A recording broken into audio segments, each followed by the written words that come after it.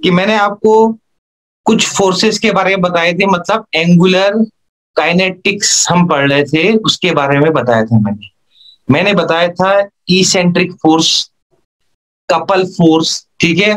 अब उसको पढ़ लिया हमने। अब एक ये नया कॉन्सेप्ट था मूवमेंट ऑफ फोर्स या टॉर्क। आपने देखा होगा कि ये वाला वीडियो आप एक बार अच्छी तरह देखिए, मैंने ये बनाया इसलिए था कि आप लोग उसको ढंग से देख सकें। देखिए, ये एक पेन जमीन पे रखा हुआ है।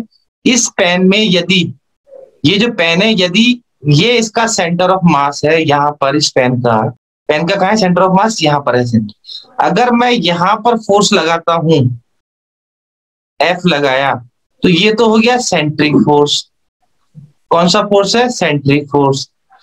इसकी वजह से क्या होगा, इस पेन को लीनियर या बोल सकते हैं ट्रांसलेशनल मोशन प्रोवाइड होगा इस ऑब्जेक्ट को, पेन को। सबसे पहले ध्यान रखना कि मैंने क्या बोला, जब यहाँ पे मैं सेंटर में फोर्स लगाता, यदि मैं सेंटर में फोर्स ना लगा के एक फोर्स लगाता हूं सेंटर से जरा सा, ये सेंटर है, इससे जरा सा हटके, वो यहां भी लगा सकता था, यहां भी लगा सकता था, किसी भी एक्सिस पे। यहाँ पे मैंने कील नहीं ठोकी है, मान लीजिए, मान के चलते हैं यहाँ पे मैंने एक कील नहीं ठोकी, तो ये एक्सिस यहाँ फिक्स नहीं कर रखा है इसका। यहाँ पे जब मैंने एक्सिस फिक्स नहीं किया है, उस कंडीशन में मैंने बताया था कि यदि मैं इस एक्सिस की जो लाइन है, इससे कहीं भी साइड में यहां भी फोर्स लगा सकता हूँ, यहाँ भी, ऐसी यहाँ कहीं भी लगा सकता हूँ फोर्स।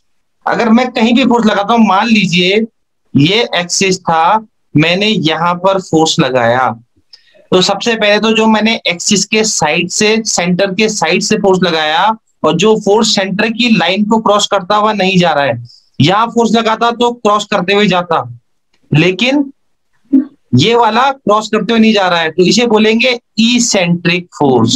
सबसे पहले तो इसेंट्रिक फोर्स किसे बोला जाता है। अब मैं जब इसको फोर्स यहां से लगा रहा हूं, तो ये ऑब्जेक्ट लीनियर मोशन के साथ साथ एंगुलर मोशन भी करेगा। ये थोड़ा इधर भी घूमेगा और थोड़ा आगे को भी घूमेगा। जब मैंने एक सिंगल इसेंट्रिक फोर्स लगाया है, वहां पे दोनों मोशन कर रहा है, लेकिन यदि यहां पर मैं एक कील लगा दूं और इसको यहां से कील से ठोक दूं, तब मेरा एक ही इसेंट्रिक फोर्स इसको सिर्फ और सिर्फ एंगुलर मोशन प्रोवाइड करेगा। क्या करेगा? एंगुलर मोशन प्रोवाइड करेगा। तो ये जो फोर्स मेरे द्वारा लगाया गया है, जिस फोर्स की वजह से इस पेन ने रोटेशन लिया या एंगुलर मोशन लिया, उस इफेक्ट को मैं बोलूंगा टॉर्क, या इस टर्निंग इफेक्ट को मैं बोलूंगा टॉर्क। यदि अब फिर दूसरा एग्जांपल ले लेते हैं। अब मैंने यहां से कील फिर दोबारा निकाल ली। अब ये सिंपल पेन रखा हुआ है, अब कील नहीं है इस समय। अब इस पे मैं यहां से फोर्स लगाता हूं और इसी के विपरीत दिशा में यहां पर फोर्स लगाता हूं, और दोनों फोर्स का मैग्नीट्यूड सेम होना चाहिए। दोनों फोर्स, ये एक्सिस की जो लाइन है, ये लाइन है एक्सिस की और ये लाइन है, इसके परपेंडिकुलर होने चाहिए। देखो ये परपेंडिकुलर है और इस एक्सिस की लाइन के ये परपेंडिकुलर है, परपेंडिकुलर होने चाहिए। दोनों फोर्स परपेंडिकुलर है, ये आपने ध्यान रखना है। पैरेलल नहीं है। मान लीजिए मैं इस पेन पर यहां से इस तरफ फोर्स लगाता, तो ये तो जो एक्सिस की लाइन है, इसके ये पैरेलल फोर्स हो गया। अगर मैं इधर फोर्स लगा रहा हूं, तो क्या ये ऑब्जेक्ट रोटेट करेगा? नहीं करेगा, क्योंकि ये फोर्स क्या है? पैरेलल है। सबसे पहली चीज ध्यान रखनी है, फोर्स हमेशा ये लगना चाहिए एक्सिस की इस लाइन से। ये एक्सिस है, मतलब फोर्स इस ऐसे लगना चाहिए। ये एक्सिस की ये लाइन है, तो देखो फोर्स ऐसे लगना चाहिए, परपेंडिकुलर। अगर दोनों तरफ से विपरीत दिशा में मैंने फोर्स लगाया, एक फोर्स यहां पर लगाया, एक फोर्स यहां पर लगाया, तो ये दोनों फोर्स लगाए, इन दोनों फोर्स को मिला के बोलते हैं कपल फोर्स। क्या बोला था? कपल मतलब जोड़े में लगाए गए फोर्स। और ये कपल फोर्स की वजह से यदि ये वाला इफेक्ट आ रहा है, टर्निंग इफेक्ट आ रहा है, मतलब टर्न हो रहा है ये ऑब्जेक्ट, तब भी इसे क्या बोलेंगे? टॉर्क। ये ध्यान रखना, तब भी इसे क्या बोलेंगे? टॉर्क। दूसरी कंडीशन टॉर्क। एक चीज और बता रहा हूं, ये अब मैंने यहां पर कील ठोक दी, यहां पर अब ये फिक्स हो गया, फिक्स पॉइंट हो गया है, तब भी अब मैं फोर्स लगाऊंगा तो इसको टर्न मिलेगा, इसको टर्न मिल रहा है पेन को। देख लेते हैं। देखो, सबसे पहले मैंने सेंटर में फोर्स लगाया, बिल्कुल सेंटर मास पे, तो ये से लीनियर मोशन मिल रहा है यहाँ पर। लेकिन अगर मैं साइड में फोर्स लगाता हूँ, देखो टर्न मिल रहा है, लेकिन फिक्स नहीं है, लेकिन टर्निंग इफेक्ट मिल रहा है। फिक्स नहीं है लेकिन टर्निंग इफेक्ट मिल रहा है। अब देखो ये क्या चीज बोल रहा है, ये एक बड़ी चीज इंटरेस्टिंग चीज है कि अब भी तो मैं इस पेन पर, ये जो पेन था, इस पेन का सेंटर ये था, और इस पर मैंने क्या करा भाई? इसेंट्रिक फोर्स तो लगाया। अब ये लीनियर मोशन क्यों दे रहा है? अब देखो ये लीनियर ही तो है। कारण इसका यह है कि इसेंट्रिक फोर्स, ये ध्यान रखना, हमेशा टर्निंग इफेक्ट नहीं देगा। कंडीशन है उसकी। कंडीशन के पहली क्या है कि भाई आपने अब दो इसेंट्रिक फोर्स लगाए हैं, ये दोनों इसेंट्रिक फोर्स सबसे पहले तो ये नहीं कहलाएंगे कपल फोर्स, क्योंकि कपल फोर्स की पहली कंडीशन है कि वो विपरीत दिशा में लगते हैं और परपेंडिकुलर डिस्टेंस उनका फोर्स का होता है किससे? लाइन ऑफ, ये सेंट्रल लाइन से, जो है एक्सिस की लाइन से, परपेंडिकुलर से। यहाँ पे देखो क्या है, ये सेम डायरेक्शन में लग रहे हैं, ये दोनों फोर्स सेम ही डायरेक्शन में लग रहे हैं। सेम डायरेक्शन में लगने की वजह से इस फोर्स को क्या मिल रहा है? इस फोर्स को, ये फोर्स से टर्निंग इफेक्ट की जगह क्या दे रहे हैं? लीनियर मोशन दे रहे हैं। देखो सेम यहाँ पर, इसको मैं अगर ऑन करूं तो देखो ये लीनियर मोशन प्रोवाइड कर रहे हैं। लेकिन यदि मैं अब कपल फोर्स की बात करता हूं, ये है देखो कपल फोर्स, मतलब एक फोर्स यहां से लग रहा है, एक फोर्स यहां पे लग रहा है नीचे, और दोनों इस एक्सिस से परपेंडिकुलर हैं, दोनों इस एक्सिस से परपेंडिकुलर हैं, दोनों विपरीत दिशा में हैं। और यदि दोनों का मैग्नीट्यूड मान लो 10 न्यूटन होगा, तो ये अपनी ही जगह पर रोटेट करेंगे, अपनी ही जगह पर ये रोटेट करेंगे। और इसी रोटेशन, जो इन फोर्स की वजह से जो रोटेशन आ रहा है, उसे बोलते हैं टॉर्क। क्या बोलते हैं? टॉर्क। इसका दूसरा नाम है मोमेंट ऑफ फोर्स, तीसरा नाम है मोमेंट ऑफ कपल फोर्स भी बोल सकते हैं। इतने सारे नाम है इसके।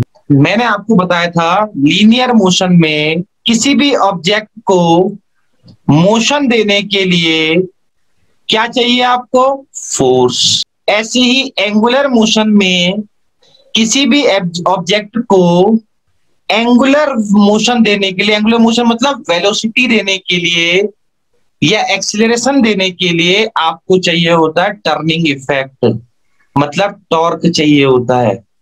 और टॉर्क जितना ज्यादा होगा, मतलब उतना ज्यादा फोर्स लगा रहे हैं। टॉर्क ज्यादा कब होगा? टर्निंग इफेक्ट ज्यादा कब होगा? जब यहां पर आप 10 न्यूटन की जगह 50 न्यूटन का फोर्स लगा रहे हैं। तो जितना ज्यादा टॉर्क होगा उतना ज्यादा ये घूमेगा, मतलब इसकी वेलोसिटी ज्यादा होगी। कौन सी velocity? Angular velocity. Angular velocity ज्यादा होगी, और जितनी ज्यादा एंगुलर वेलोसिटी होती रहेगी, मतलब एक्सीलरेशन भी, एंगुलर एक्सीलरेशन भी उसका होगा। ये ध्यान रखना। बार बार फोर्स लगाते रह रहे हो, बार बार फोर्स लगा रहे हो, तो वेलोसिटी चेंज हो रही है। जब वेलोसिटी, एंगुलर वेलोसिटी चेंज होगी, तो इसका मतलब एंगुलर एक्सीलरेशन आया है। एंगुलर एक्सीलरेशन क्या है? एंगुलर एक्सीलरेशन का मतलब है change in angular velocity. The rate of change in angular velocity is known as angular acceleration. तो एंगुलर एक्सीलरेशन के लिए क्या चाहिए? टॉर्क। एंगुलर वेलोसिटी के लिए क्या चाहिए? टॉर्क। एंगुलर स्पीड के लिए भी क्या चाहिए? टॉर्क। भाई ये पेन रखा हुआ है, अभी इसकी velocity 0, angular velocity. Angular velocity को किससे मेजर करते हैं? ओमेगा से। ये कितनी है? 0। एंगुलर एक्सीलरेशन कितना है? 0, क्योंकि रखा हुआ है। इनको जीरो से बदलने के लिए क्या करना पड़ेगा भाई, टॉर्क लगाना पड़ेगा, अप्लाई करना पड़ेगा, मतलब टर्निंग इफेक्ट देना पड़ेगा। तो देखो सेम टॉर्क एंगुलर मोशन में टॉर्क का वही काम होता है जो लीनियर मोशन में किसका काम होता है, जो लीनियर मोशन में फोर्स का, टर्निंग इफेक्ट को। मान लीजिए देखो ये ध्यान रखना कि ये एक फिक्स पॉइंट पर, यहां पर ये एक ऑब्जेक्ट है, तो उसकी पॉइंट सर फिक्स होनी चाहिए। हाँ नहीं देखो ऐसा होता है, जरूरी नहीं है कि फिक्स ही हो पॉइंट, जरूरी नहीं है कि फिक्स ही हो, क्योंकि स्पोर्टिंग इवेंट में क्या होता है हमारा कोई पॉइंट फिक्स नहीं रहता है, बहुत ऑब्जेक्ट का पॉइंट तो फिक्स नहीं रहता है। जरूरी नहीं है कि टॉर्क फिक्स पॉइंट पे ही लगेगा, टॉर्क के लिए आपके पास नॉन फिक्स पॉइंट भी होना हो सकता है। लेकिन ध्यान रखना कि अगर आप टॉर्क का मतलब क्या हुआ, टॉर्क का मतलब है सिर्फ टर्निंग इफेक्ट, एक फोर्स से भी टर्निंग इफेक्ट मिल रहा है इसका मतलब टॉर्क है वहां पर, दो फोर्स से भी टर्निंग इफेक्ट मिल रहा है इसका मतलब टॉर्क है वहां पर। अब टॉर्क को बढ़ाने के लिए, टॉर्क बढ़ाने के लिए मतलब अगर आप टॉर्क को इंक्रीज करना चाहते हैं, मतलब टर्निंग इफेक्ट को इंक्रीज करना चाहते हैं, मतलब टर्न तेजी से करना चाहते हैं, तो आपको ये वाला फोर्स जनरेट करना पड़ेगा, खाली इसेंट्रिक फोर्स की जगह वजह, मतलब इसके बजाय। फॉर एग्जाम्पल मैंने ये ऑब्जेक्ट फिक्स है ही नहीं, बिल्कुल फिक्स नहीं है, मान लीजिए पेन है, अगर मैं इस पे यहां जोर से फोर्स लगाऊं क्या ये टर्न करेगा, हाँ या ना? करेगा सर। करेगा। इसका मतलब इसको ये चीज तो मिल रही है, टर्निंग इफेक्ट। जब ये चीज मिल रही है इसका मतलब ये भी है, टॉर्क भी है सिंगल फोर्स से भी। लेकिन यदि आप इस टर्निंग इफेक्ट को और बढ़ाना चाहते हैं तब आपको इधर से भी फोर्स लगाना पड़ेगा, कपल, तब आपको ज्यादा टॉर्क मिलेगा, ज्यादा टर्निंग इफेक्ट मिलेगा। बस कंडीशन ये है। फिक्स पॉइंट, मैं अभी फिक्स पॉइंट की बात नहीं कर रहा, नॉर्मल की बात कर रहा हूं। अब मान लेते हैं यहां से मैंने इसको फिक्स कर दिया, कील लगा दी, अब भी बात वही हो जाएगी क्या भाई, कि अगर मैं यहाँ पर सिंगल फोर्स लगाता हूं उंगली से, और तो ये इसको टर्निंग इफेक्ट तो मिलेगा लेकिन टॉर्क इतना नहीं मिलेगा अगर मैं यहां से भी दोबारा फोर्स लगाऊं। तो दो फोर्स लगाऊंगा, कपल लगाऊंगा, तो क्या होगा, मुझे टर्निंग इफेक्ट ज्यादा मिलेगा, मतलब टॉर्क ज्यादा मिलेगा। टॉर्क ज्यादा होने का कारण क्या है भाई, दो फोर्स लग रहे हैं, फोर्स की मात्रा बढ़ गई है, फोर्स का मैग्नीट्यूड बढ़ गया है। दो फोर्स, एक फोर्स यहां से और एक फोर्स यहां से, जब दो फोर्स बढ़े तो ये जो ऑब्जेक्ट था वो ज्यादा तेजी से घुमा, मतलब उसको टर्निंग इफेक्ट ज्यादा मिला।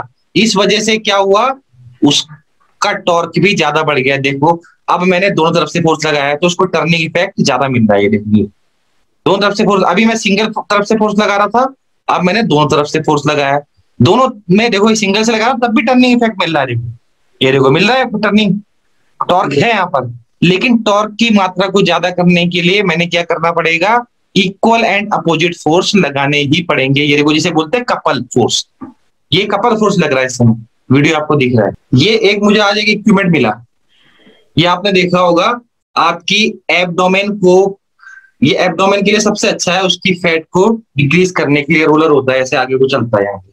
तो ये मैंने एग्जांपल देखा कि क्यों ना इस पे ही एक टर्निंग इफेक्ट का एग्जांपल फिट सेट किया जाए। देखो ये जो है ये है एक्सिस, ये क्या है, एक्सिस है, और ये जो घूम रहा है, ये जो घूम रहा है, देखो ये घूम रहा है, ये क्या है, एक ऑब्जेक्ट है इस एक्सिस के ऊपर घूम रहा है मान लीजिए।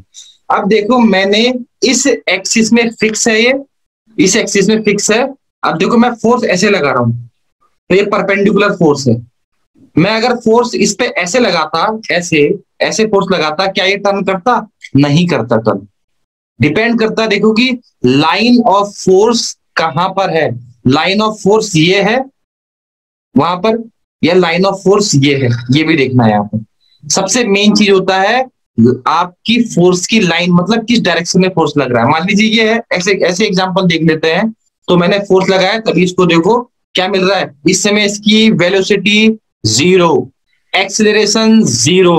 अगर इसको मुझे एक्सीलरेट करना है और वेलोसिटी को भी बदलना है, 0 से ज्यादा करना है, तो भाई मुझे फोर्स लगाना पड़ेगा।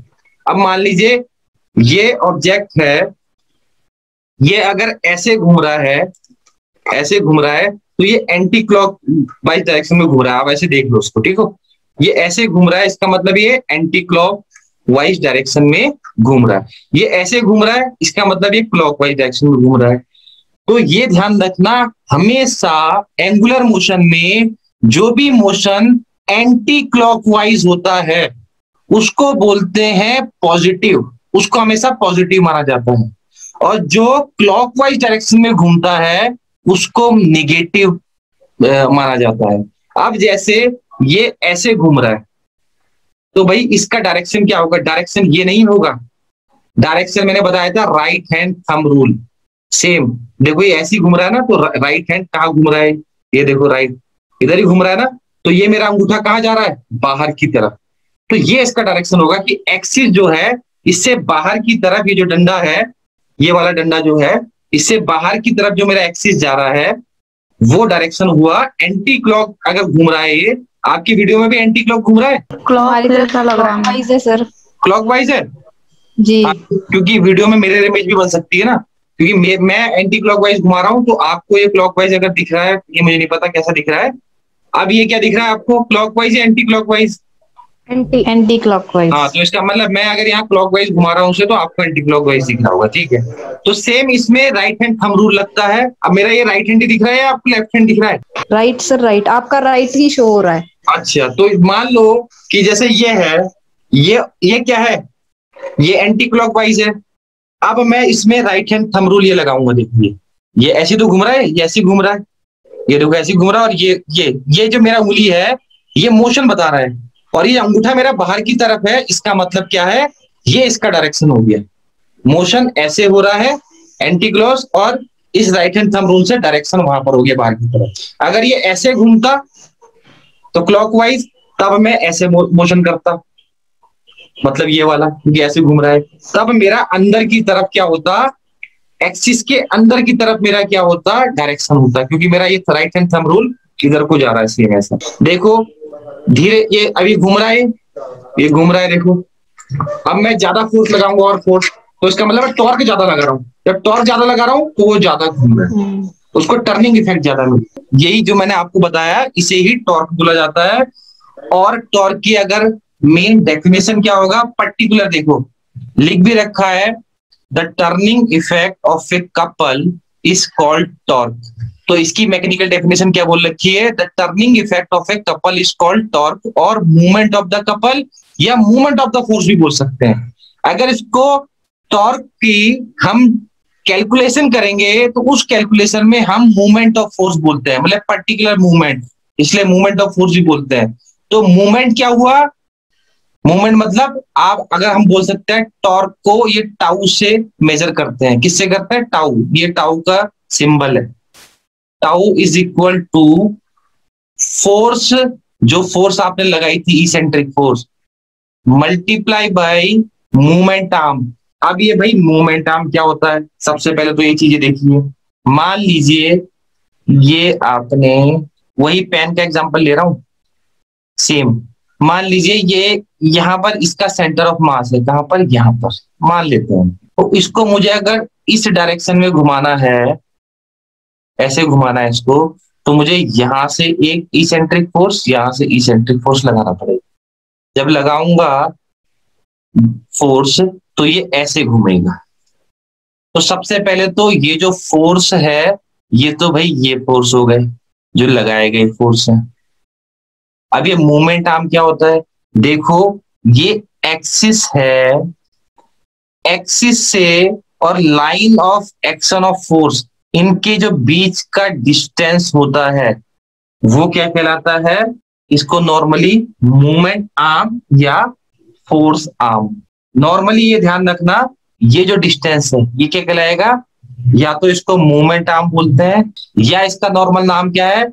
R is the perpendicular distance between the line of action of the force और मूवमेंट आर्म भी इसे बोला जाता है। देखो परपेंडिकुलर डिस्टेंस, ये अगर ये लाइन ऑफ एक्शन ऐसा है और ये परपेंडिकुलर डिस्टेंस ही हो गया, तो एक्सिस से ये जो लाइन ऑफ एक्शन है, मान लीजिए यहाँ पर लाइन ऑफ एक्शन इसकी जगह कहां पर होता, इसकी जगह लाइन ऑफ एक्शन यहां पर होता। तो यहां से लेके इसके बीच की दूरी क्या कहलाती, आर कहलाती।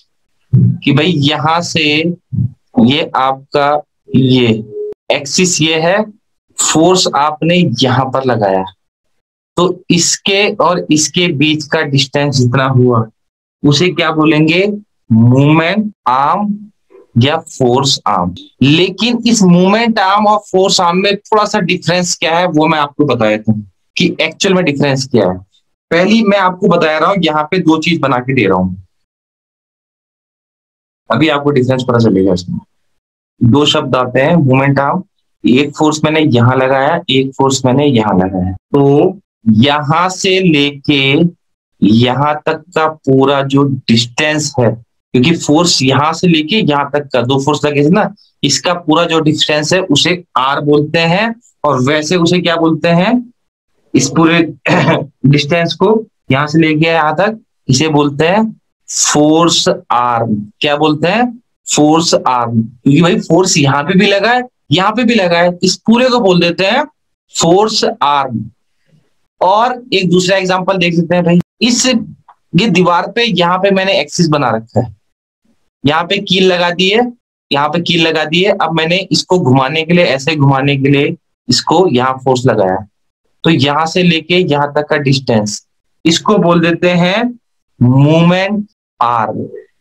ठीक है, लेकिन फोर्स आर्म और मूवमेंट आर्म दोनों को सिनोनिमसली मैकेनिक्स में यूज किया जाता है।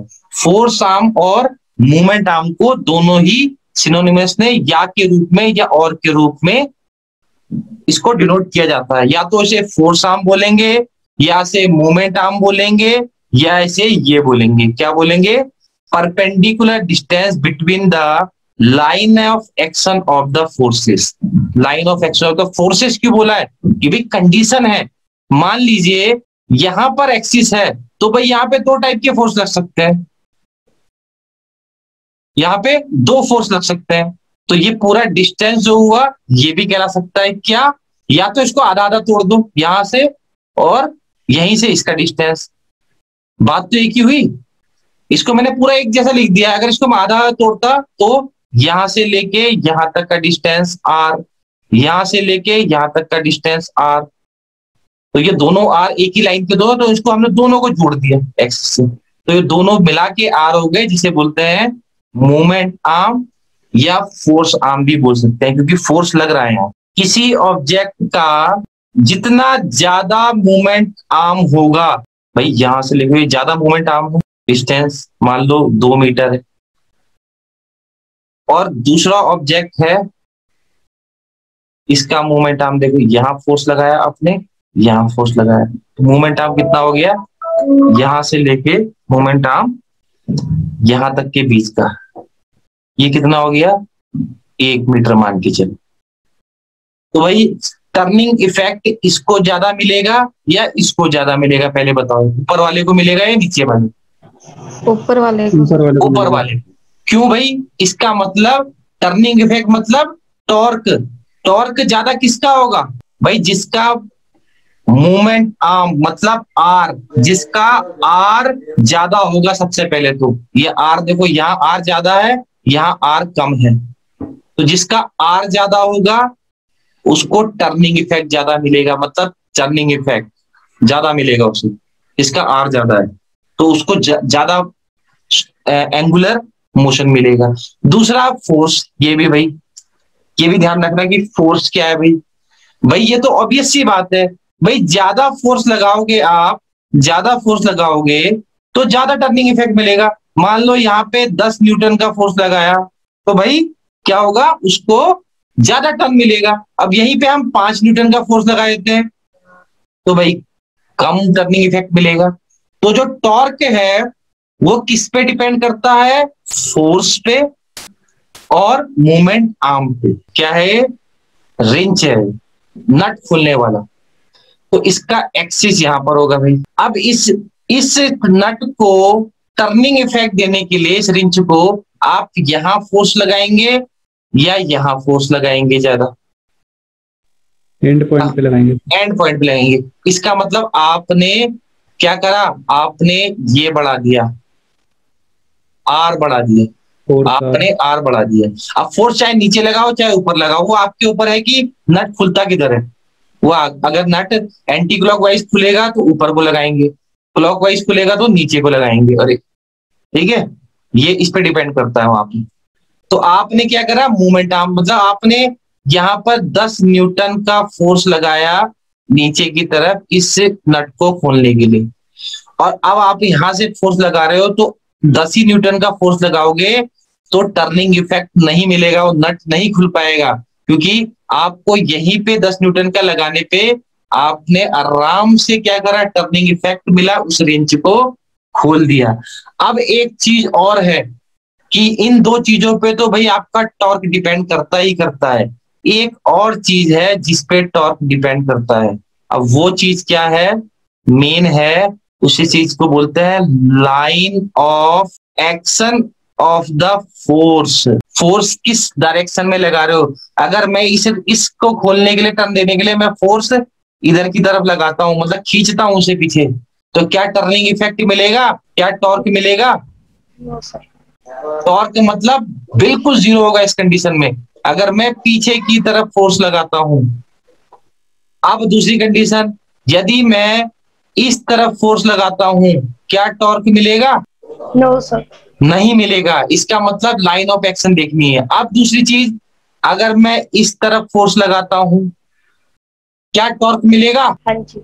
बिल्कुल मिलेगा, लेकिन टॉर्क का मैग्नीट्यूड होगा मिनिमम। अगर टॉर्क ज्यादा चाहिए आपको तो आपको बिल्कुल 90 डिग्री एक्सिस ये है, बिल्कुल पर्टिकुलर परपेंडिकुलर डिस्टेंस, क्योंकि परपेंडिकुलर डिस्टेंस ये भी था, परपेंडिकुलर डिस्टेंस ये भी है, लेकिन इतना परपेंडिकुलर नहीं जितना कंप्लीट परपेंडिकुलर क्या है, बिल्कुल ये है। आपको यहां पर फोर्स लगाना पड़ेगा ऐसे नीचे की तरफ, या इसको भूल जाओ, अगर वो ऊपर खुल रहा है तो आपको यहां पर फोर्स लगाना पड़ेगा बिल्कुल 90 डिग्री पे। नेट पे पूछ सकता है वो, बिल्कुल 90 डिग्री पे, तभी इसको ऐसा टर्निंग इफेक्ट मिलेगा। सेम वही कंडीशन पिछले वाली पेन की, मुझे बिल्कुल 90 डिग्री का, अगर मैं ये लाइन है इसकी, ये लाइन है, और मैं 90 डिग्री बिल्कुल फोर्स लगा रहा हूं इस डायरेक्शन में, तो ये इसको टर्निंग इफेक्ट ज्यादा मिलेगा। डिपेंड करता है मैं फोर्स कहाँ लगा रहा हूं, अगर मैं फोर्स यहां लगा रहा हूं तब भी इसे टर्निंग इफेक्ट मिलेगा, लेकिन कम मिलेगा। अगर मैं फोर्स यहां लगा रहा हूं तब भी इसे टर्निंग इफेक्ट मिलेगा, लेकिन कम मिलेगा। तो ये ध्यान रखना। सबसे पहले तो मैंने आपको बताया कपल क्या था भाई, कल मैंने आपको बता दिया था कि couple is a pair of force, हमेशा जोड़े में आता है couple force, pair of force. ये क्या है, कपल, इसे कपल बोलते हैं, pair of force. Single force को कपल नहीं बोलेंगे, पेयर ऑफ फोर्स।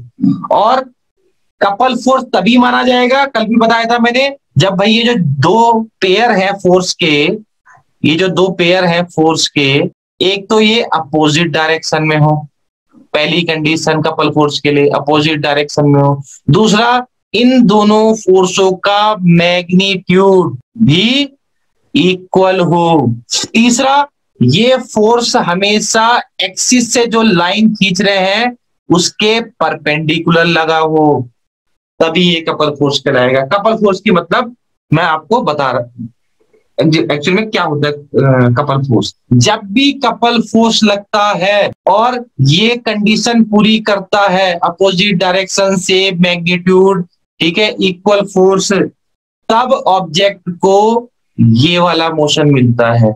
लेकिन यदि ये एक पेन रखा था जमीन में और ये किसी फिक्स एक्सिस पे नहीं था, अगर यहाँ पे मैं 40 न्यूटन का फोर्स लगा रहा हूं, यहाँ पे 10 न्यूटन का फोर्स लगा रहा हूं अपोजिट डायरेक्शन में, देखो सारी कंडीशन पूरी कर रहा है, बस ये कंडीशन पूरी क्या नहीं कर रहा है, इक्वल मैग्नीट्यूड वाली कंडीशन पूरी नहीं कर रहा है।